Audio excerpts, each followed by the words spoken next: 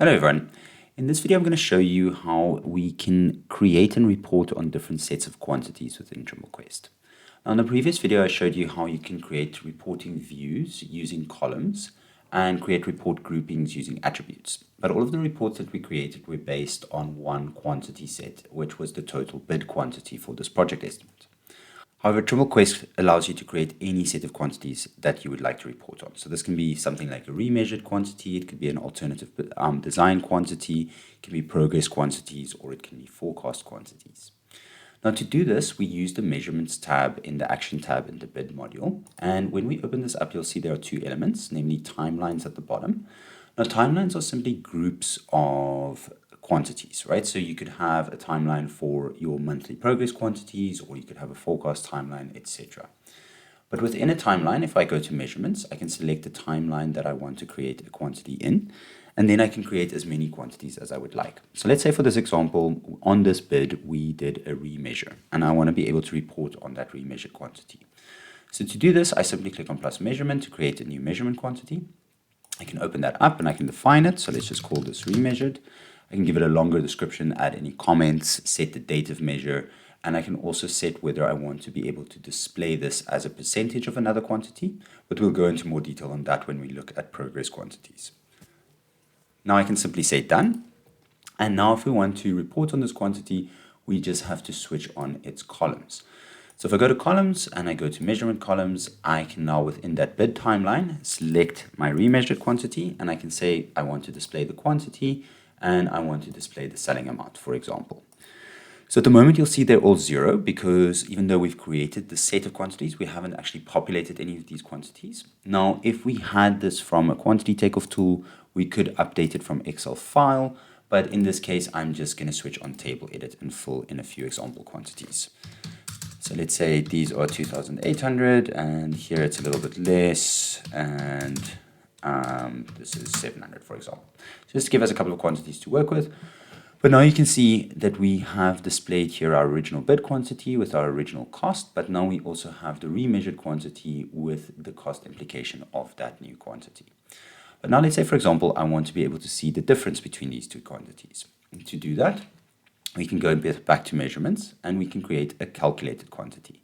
So here I can say, let's call it variance, and again, give it a description, comments, etc. But here's one extra step. I need to add the calculations. So I just simply click on add calcs and I say I want my bid and my remeasured quantity. And let's say I want to subtract my remeasured quantity from my bid quantity. So then I just change that scale to -1 and we say done. And now we have that variance quantity there. So now to report on that, again, we simply go switch that on. So we can say variance quantity and let's say selling amount there. Right, so here we can see the difference between those two quantities as well as the cost implication of the difference between those two quantities. Right, so that's how we would, for example, report on a remeasured quantity, but the same concept would hold for, say, an alternative bid quantity, etc. However, another use case is to be able to record progress. So I'm going to just quickly switch on a selling bill again here. And now let's go back to measurements. And I'm going to create a new timeline. So we click on timelines at the bottom and then plus add. That creates a timeline for me, and I can define this. So I'm just going to call this my monthly progress and say done. And now we can go to that timeline that we created. So we select that monthly progress timeline. Now let's say it's the end of the month and we are taking our measurements on site for our payment applications, and I want to record the measurements for June. So I can say plus measurement and define this as my June progress measurement. And in this case, I am going to set it as a percentage because I want to be able to display it as a percentage of my total bid quantity. However, if I wanted to, I could select remeasured, so I can select the quantity that I want to be able to display this as a percentage of.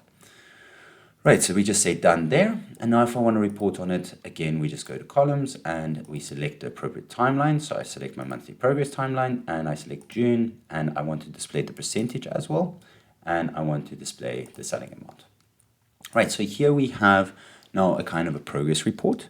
And if my site personnel are taking measurements on site, they can simply fill that in. So we can say here that we've completed all 2,600 cubic yards of this clearing and shaping of soft materials. We've completed 1,300 of this item. Something else that we can do is we can also record this as a percentage. So if, for example, I wanted to say here that we're 50% complete, I can simply fill in that percentage, and that will then also calculate the amount of units that I would needed to have completed. Or lastly, I can do it as a calculation. To do that, we simply click on the calculation icon at the top right here, and then we can fill in any calculations that we want. So just as a quick example, I'm going to say 300 times 2, and that gives us 600.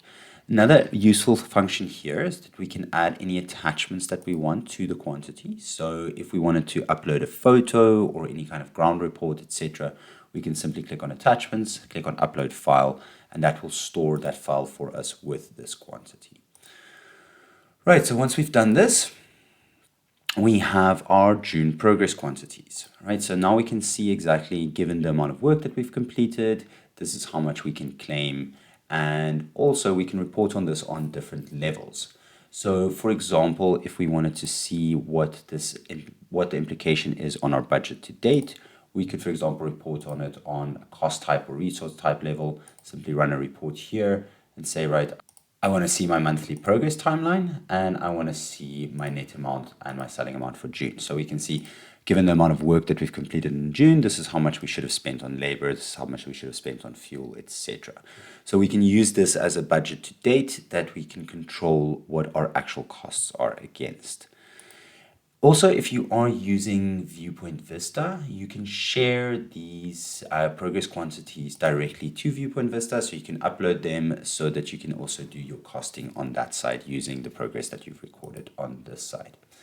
Now, of course, you can create as many of these progress quantities as you would like. So if we go to measurements and we go to our monthly progress timeline, you could create one for every month, and you could also sum them together using a calculated quantity.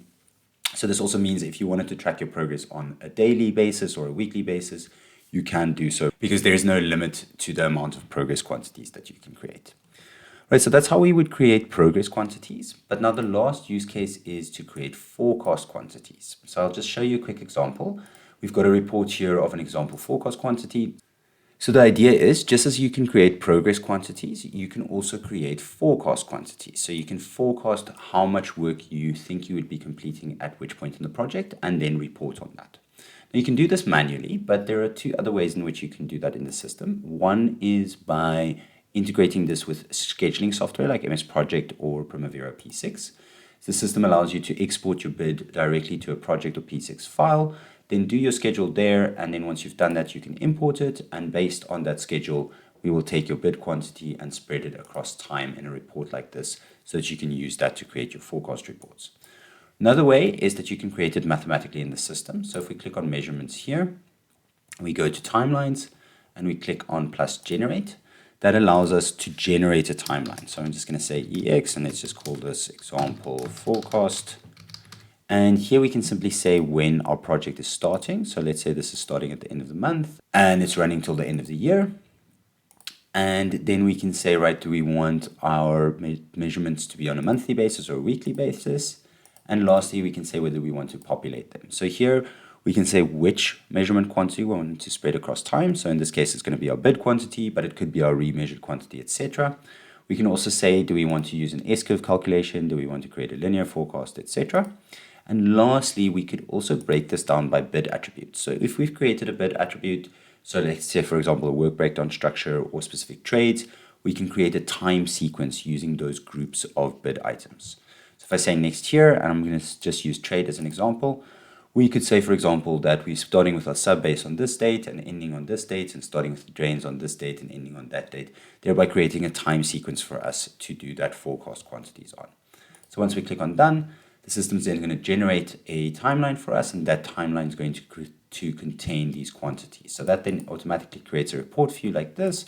So you'll see here, you've got a forecast report where you have all of your forecasted quantities, and you can now report on them. So again, on say a cost type level, you can simply run a report where you want to see, okay, based on that generated forecast, how much am I going to be spending at which point in the project?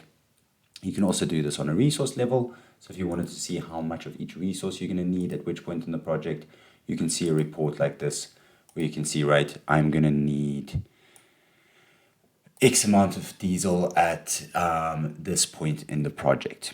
Lastly, you can also represent this visually. So we can go to the track and forecast scene, and here we can draw a time series. So if I go to time series and we say plus series, then we can select that forecast timeline that we just created, and we can say, right, draw that curve for me.